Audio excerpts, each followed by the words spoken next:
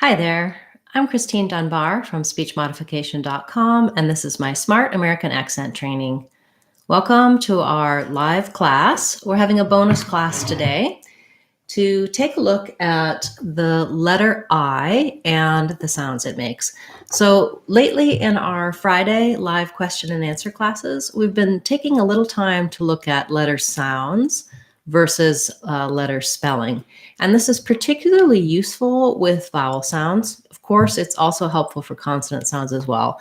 But when we're talking about vowel sounds, we just have 5 vowel letters, A, E, I, O, and U. And we have 15 vowel sounds. And so oftentimes the spelling of a word can not really let us know what sounds we're supposed to say. And we don't have a good way to talk about the different sounds in English. So part of my American Sounds course on speechmodification.com is looking at letter sounds versus the letters.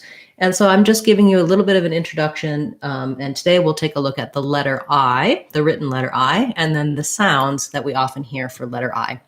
So first of all, when you see the letter I in a word, or if you see the letter I by itself, what sound do you think of? Think for a minute without me telling you. If you see this or this, you might think I, that's the name of the letter. But if you think of the sound that it makes, oftentimes people will think of the E sound. That's because in a lot of languages besides English, we use this letter I to represent the sound E. And in English, we don't usually represent the sound E with letter I. We represent it with letter EE or EA or letter E. And so part of the confusion may be that you're making this association without thinking about it because of your native language. And so I'm going to suggest that we try to think instead, when we see letter I, of the sound I, as in is or living. That's probably the most common pronunciation for letter I in English. And or that we think of the sound I. This is a diphthong, I, that sounds like I. And that's the letter name. It's also in words like night or mine. This one is typically a little bit easier for people to make the association because we do call it letter I, and sometimes it says I. So let's talk about this one first, and then we'll come back to talking about the I sound, which is a challenging sound because many of your native languages don't have that sound, and it's confusing. It's very close and very similar to the E sound. So looking at I, the diphthong, we usually have that spelled in words where there's an E at the end, like mine or time, for example. And that's because we have a rule in English, a spelling rule, that says a silent E at the end of the word makes the letter say its name. So when you have an E here, then the I says the I sound. This isn't true all of the time, but it is kind of one of the patterns you can count on for spelling. You can also learn in your dictionary what symbol they use in the IPA when they give the definition. They'll show you the pronunciation in the dictionary. I like the Oxford Learner's Dictionary because it uses IPA, International Phonetic Alphabet, and that's what I use when I teach. But you'll see that the I sound is actually a glide between more of an ah and closing to more of the I sound. I. So words like night, mine, time, sight, etc. Have this I sound. That's usually not too difficult for people. Sometimes you may have an accent error pattern of saying more of just an ah sound instead of an I. So just watch that you hold that sound long enough. This one, on the other hand, the I sound presents a lot of challenges. That's because there's words like live versus leave, or green versus grin. There's also a number of words like sheet and beach that have the E sound that you're avoiding saying because you're worried that you might say the I sound in these words. You can get help for that on my video that talks about words like sheet and beach and words that you're maybe avoiding saying because of this I difference. So first off, knowing that grin and live have the I sound. Knowing which words have which is helpful and important. And we can actually look for that letter I and living. You can think of I for living, and you can think of E or E for leaving. There's a lot of strategies for pairing words. For most people, in a word like it or is, in some of these shorter words, it's maybe a little bit easier to make that I sound and to bring that in. And then when you get into words like living, or other longer words with the I, it may be more challenging. Similarly, words like fill with the L sound and the I sound together can be challenging.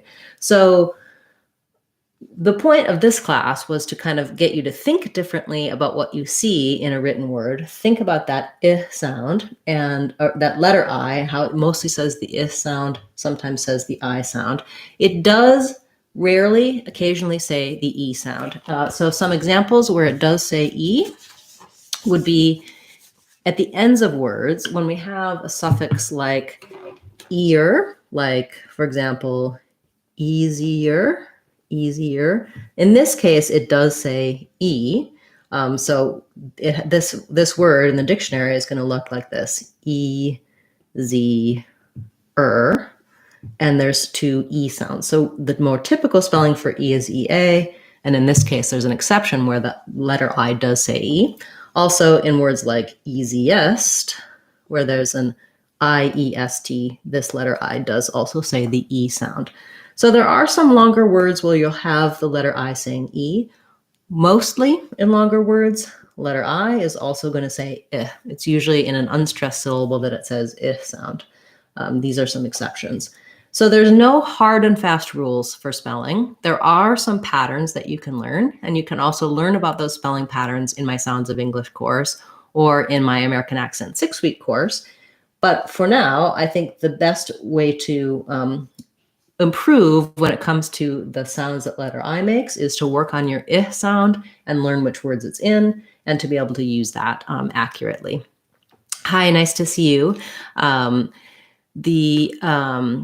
We have a couple questions which I'll answer briefly, and then I'll also mention that we'll have our Friday live question and answer class this week. So I hope you can attend on Friday and ask your questions there. We'll also have our channel members class on Sunday for questions, but I see one of our channel members is here today, so I want to answer his request.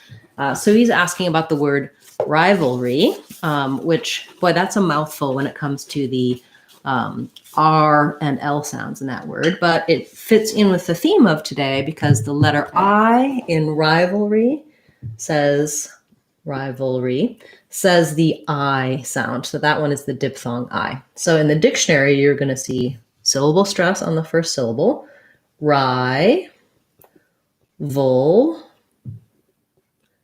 re. So the letter Y is the one that actually says the E sound in this word. And it sounds like, let's write ri this way, ri, vul, re. We really have a lot of length on my I diphthong. Then my vul syllable, I either do a little bit of a schwa sound or I go right from the V to the dark L, vul. Leave the back of the tongue down and just lift the tip of the tongue for that L sound. That's that dark syllabic L, rivalry. So you may find it hard to go from that L to the R sound, ulri. You may have to break it up or start from the back, rivalry. Look at, figure out which parts you struggle with and work on just those syllables and then build it into the word. Thank you for that request, and nice to see you, Mohammed. Yes, I know who you are because you're one of our channel members, and I really appreciate your support. And then we also have a question for the word, whether the word mild has a y sound. And so in the dictionary, you're going to see, again, this is the I, like rivalry, mild. You're just going to see it like that in the dictionary. But what it doesn't show you in the dictionary is how we actually pronounce this sound. So we tend to, when we link from the I to that dark L, mild, we have a little schwa before the L because it's a dark L. So when I link from vowel to vowel, from I to I'll. There is a little bit of a glide in there. Now, I don't have to put it in like really strongly, my-yold, but your mouth will naturally make that sound when it's moving from the I shape into the O, the schwa and L shape, my-yold. So yes, I would say the answer is yes, there is a y sound in mild. And Mohammed, for literally, I'll put a link for you for that video.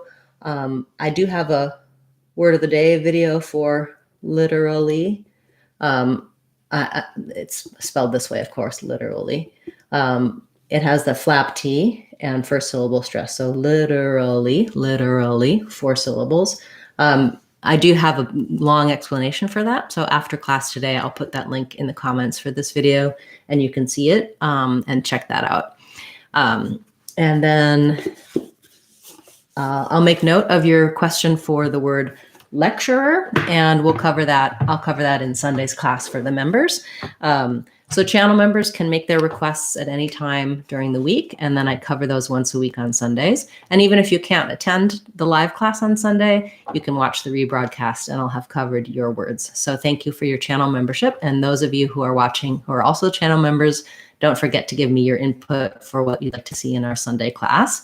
If you're not a channel member, you can click join and check out that perk and other perks that we offer for channel members. And you can also attend our Friday live question and answer class, where we talk about your questions, pronunciation for specific words, patterns, and similar topics to what we talked about at the beginning of class today, letter I and the sounds that it makes. I hope to see you then on Friday. I'll be back again tomorrow with another word of the day class where we take your requests for words and break down the pronunciation, help you say those smoothly and easily in English.